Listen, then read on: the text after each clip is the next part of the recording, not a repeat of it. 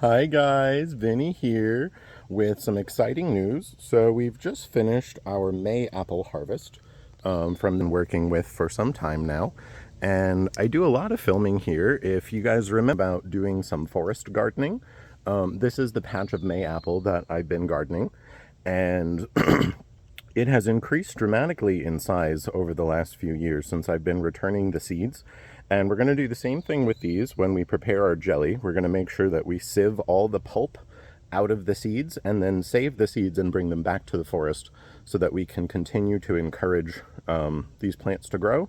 As you may or may not remember, they're not particularly vigorous growers, and you need to be really careful when harvesting because they don't like when you step on. And at this time of year, they've started to flop over because their yearly life cycle is coming to an end here. These are perennials, but they start to flop over and kind of wilt. You can see some of the leaves are already fading at this time of year because they've finished fruiting, so their reproductive cycle is done, and they're going to go dormant until next year. Bye! Happy foraging!